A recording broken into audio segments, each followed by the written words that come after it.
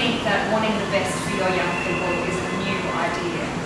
It's definitely not our idea, but it's certainly one that we take to a whole new level at this place. And the best person to talk about how we do that is our CEO, Glanville, so I'd like to introduce him now to the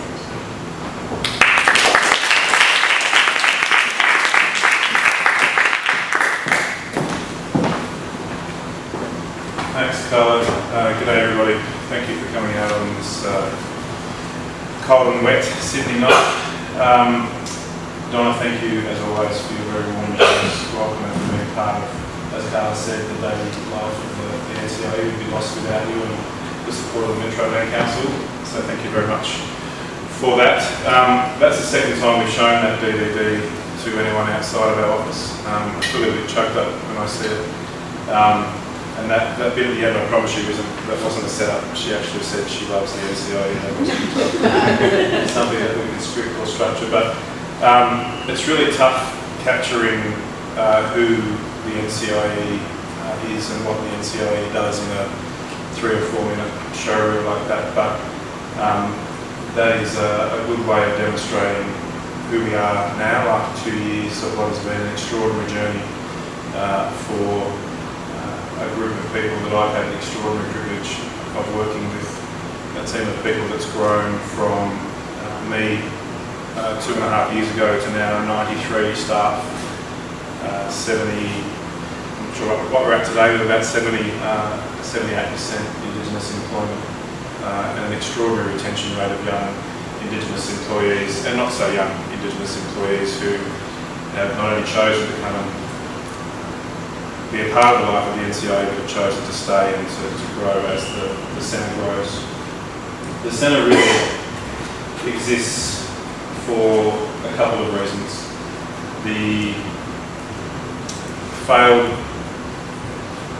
recent experiment in Australia, the social policy experiment that has had such a profound impact on the lives of Aboriginal and Torres Strait Islander people and communities, the sort of post-Whitlam government intervention social policy framework that's been driven entirely through a deficit lens of disadvantage and through language of disadvantage and through conversations of just how hard things are and how impossible things are to change. And that wasn't helping us as Indigenous Australians, but it wasn't helping the nation move forward in any kind of way, socially, culturally, politically, and certainly not economically. The other part of the frustration in all that was that there was an untold narrative, a story that was going untold that deserves to be told over and over again. The national narrative has been one of disadvantage, when it talks about Indigenous Australians, has been one of disadvantage, and that we know from our lived daily experience in our own families and our own communities right across Australia that there is an untold truth in those communities that is one of resilience and contribution and extraordinary innovation and the opportunity that's grown from that. Our communities have not only managed to survive in the face of entrenched and deliberately enforced disadvantage, but they've managed to thrive. They've managed to find ways of community organisation, of program development, of collaboration, of co-design, of innovation by stealth that has allowed them to thrive in that way rather than just survive, and to provide the best possible opportunities for their and our young people possible in the face of that extraordinary disadvantage. So over the last few years, there was a growing need to change the conversation and to change the way we do business in this space. So the NCIE is a very deliberate and unique marriage of thought and practice leadership that is about doing those things. We want to change the conversation, we want to confound stereotypes. In fact, we want to change the stereotype from one of Indigenous disadvantage to one of Indigenous excellence. And that is driven by, as I said, our lived daily experience of the ongoing resilience, contribution and excellence right across the life of the nation since contact, and certainly well before that. The untold contribution of our people right across the life of the nation in the social, cultural, political, sporting, artistic pursuits. And we needed, we wanted a way to be able to articulate that reality. We also wanted to be able to face in a different way the very confronting reality of our community and the way our community is made up. Our mob are, across the nation, 75% of our people are under the age of 25 and growing at 3 times the rate of the general population. So if things are tough now, if things don't change, they're going to get significantly tougher. That's the reality we have to confront. So our community is almost a mirror image of the rest of the Australian community. We're younger and we're growing as opposed to ageing and slowing down in terms of our growth. So that presented for us both a significant challenge and a really exciting opportunity to be able to present this next generation and the one that follows of young Aboriginal and Torres Strait Islander people, the biggest population of young Indigenous Australians since contact, to present them with a different set of possibilities about what's available to them for their future, the future of their families and communities. The NCIE is about changing the opportunity profile of the next couple of generations of young Indigenous Australians. So much of what has guided, I think, that our success over the first couple of years, and you heard in the DVD that we've had our ambition at full speed, which we figured we'd get to at around year 3 or 4, was 5,000 young people engaging in our programs from all around Australia each year. In the first 2 years, we had 11,000 young people come through our programs. We had as many from the western top end as we had from across New South Wales. It's already a national experience that's having impact right across our communities. And the reason that's the case is because our communities were desperate for the same new conversation that we've been able to create here. They've been desperate to be able to tell their stories of resilience, contribution, and excellence, and to tell a different story of opportunity for their young people. To do that, we needed a sexy big beast of a place to be able to demonstrate what we meant by this idea of Indigenous excellence. Not just to talk about it, but we needed a place to do the practice leadership from and to grow our thought leadership. So, with the support of the extraordinary support of the Redfern community, without whose support we lost, and the support of the Indigenous Land Corporation, which makes this an entirely Indigenous investment. This is Indigenous money backing Indigenous excellence, which in itself is a piece of innovation at this point in the nation's history. So, using this place as a showcase, we have over the last couple of years really just made things up as we've gone along. I've been very lucky to have a generous team of people who have trusted in the vision and mission of this place and have gone out and made all the crap I make up each day possible and make it real in the veins and make it the DNA of this organisation. The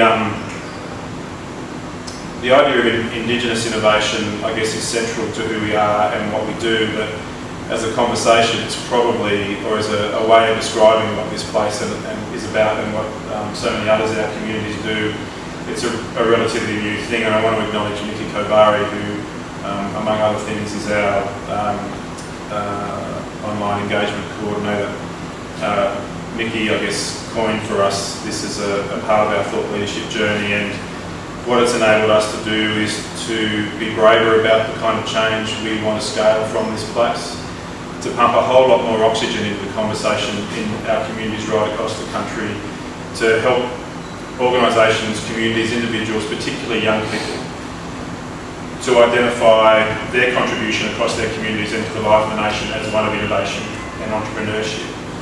So much of that history of resilience and innovation has just been accepted by our mob. It's just the way we do business, whereas in fact if you stop back and look at it, it's extraordinary in terms of what people have been able to achieve in the face of some really nasty stuff. So we do stand on the shoulders of giants, and those giants haven't been acknowledged as innovators, but our job is to make sure that we do that in a respectful way and we honour their contribution, but as importantly we say to this next generation of young Indigenous people, emerging leaders, whatever the title is that they're given, that they have, that resilience is a genetic inheritance. It's DNA level innovation that comes with being a blackfellow, and that's a really exciting conversation to be able to have with young people. It opens up a new set of possibilities about who they can be and what kind of change they can make in the world, not just for this country. I talked before a little bit about this. There's an inherent risk in this for us, because when it's a bit like, it's the best reference, it's a bit like vampires, I guess. When they share their secrets, it's easier to kill them. And with blackfellas, what we've done so well in our communities, again in the face of this enforced disadvantage and these attacks over 2 centuries on our culture, on our survival, on our identity, is that we've hid the innovation away to the point where we haven't talked about it ourselves as innovation. And so much of what we do, I mean, so much of what these guys will talk about tonight is health by stealth. We talk about governance by stealth, we talk about innovation by stealth, because when we expose this stuff to the people who are most fearful about what happens when we're successful, they crush it. We've seen it in community organisation, we've seen it in governance, we've seen it in enterprise development. So I guess I'm kind of glad in a way that we didn't stumble across this language early, because it would have exposed too many people too soon. But it feels like as a group of nations across Australia and as a nation state in Australia itself, we should be now mature enough to be able to out this conversation and to have it in a shared kind of way, and to acknowledge that Indigenous innovation is for everyone, that there are aspects of the way that Indigenous innovation happens that are informative to the life of the whole of the community. The thing that the reason innovation by stealth, I guess, still should remain with us as a risk, or Indigenous innovation should still be on our list of risks as much as it is on opportunities, is that there are still people who are fearful of putting divesting real decision-making power in our communities to make the best decisions around what's possible for us. And those solutions need to be innovative because everything else has failed. We need to learn from the mistakes, and we need to build a new set of possibilities. And what we know, what these fearful people don't know, because their blinkers of racism won't let them understand this stuff, but what we now know is that not only are the moral and political and cultural arguments clear about why this work is important, but the economic imperatives are clear as well. We know now from modelling done by the best modellers in the country that when this gap in life expectancy is closed, there will be in excess of 100,000 new Aboriginal and Torres Strait Islander people in the Australian workforce. There will be an improvement on conservative measures, at least 1% in GDP, which is in excess of $10 billion more available to be spent across the economy on innovation, on innovative responses to climate change and our place in the world and all those other